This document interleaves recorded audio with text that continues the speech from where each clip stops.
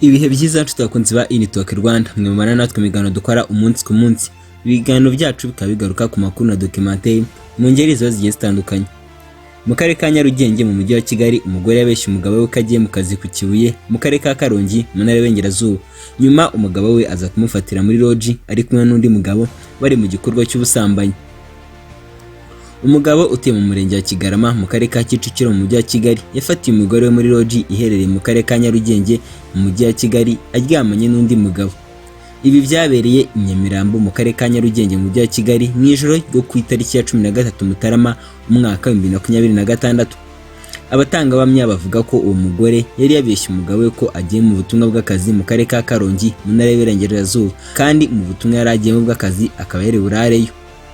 Abatangabuhamya bakomeza bavuga ko inshuti y'umugabo we ituye Inyamirambo ariyo yamubonye yinjira muri lodge, ihita ihamagara umugabo we kuri telefoni imubwira ko ibonye umugore we yinjira muri lodge.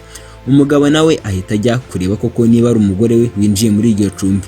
Umwe mu baganiriye n'itangazamakuru yagize ati yabeshye umugabo we ko agiye gukorera ku Kibuye, none undi mugabo w'inshuti yabo niwe wamubonye yinjira muri lodge. Ako kanya atelefona umugabo we ahita aza asanga tayari bamaze kugera mu cyumba, ariko uko bari bafunze yahise yicara barategereza bakora ibyabajyanye. Basohotse bamubonye umugore agwa mu kantu.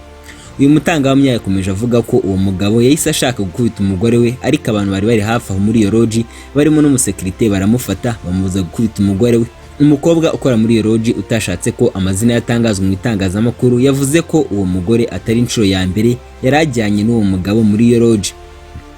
Mu magambo ye uyu mukobwa ukora muri ino lodge akaba yagize ati umugabo numvisha avuga ngo none ndakwifatiye, genda ufate ibintu byawe byose umvire mu rugo ujye kubana n'umugabo wawe kuko sinyeneye gufungwa. Uyu mukobwa ukora muri ino lodge yongeyeho ko atari ubwa mbere yarabonye uyu mugore aza muri iyo lodge ari kumwe n'umugabo babafatanye. Ni mu gihe umugabo wafatanye n'uwo mugore bari muri lodge akimara kubona ko bishobora kutaza kumworohera yahise agenda nk'uri kuri telefoni, yihutira kwirura moto arigendera asigana umugabo n'umugore we bari mu ntonganya.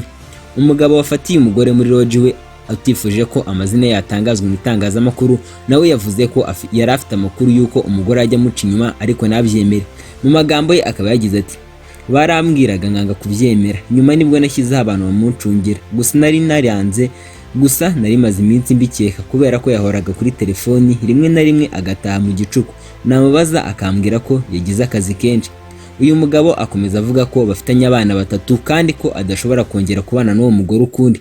Ikibazo cyo gucana inyuma hagati y'abashakanye kimaze gufata indi ntera kuko ku itariki ya 3 Mutarama umwaka wa 2026 mu karere ka Rwamagana mu ntara y'Iburasirazuba umugabo yafatiye umugore we muri lodge. Uyu mugore akaba asanzwe ayobora ishuri ribanza rya Duha mu murenge wa Musha mu karere ka Rwamagana. Akaba yari ari kumwe n'umushoferi w'imodoka y'akarere ka Rwamagana, bigakeka ko no bari gusambana. Itegeko numero 68/2018 ryo ku itariki 30 z'ukwezi kwa 8 2018 ryasohotse mu igazeti ya leta yo kuwa 4 tariki ya 27 Nzeri mu ngingo ya 136 byerekeye ubusambanyi uko buhanwa n'uko kurikiranwa. Ivuga ko umuntu wese washyingiwe ukora imibonano mpuzabitsina n'uwo batashyingiranywe abakoze icyaha. Umuntu wese uhamijwe n'urukiko ahanishwa igifungo kitari munsi y'amezi 6 ariko kitarenze umwaka umwe. Gusa iki cyaha cy'ubusambanyi ntigishobora kuba hatareje uwahemukiwe mu bashyingiranwe ku buryo bwemewe n'amategeko.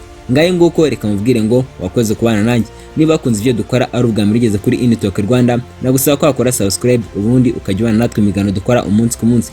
Reka mubwire ngo icyo ugomba kumenya kandi ukazirikana nuko twifuriza kugira ibihe byiza.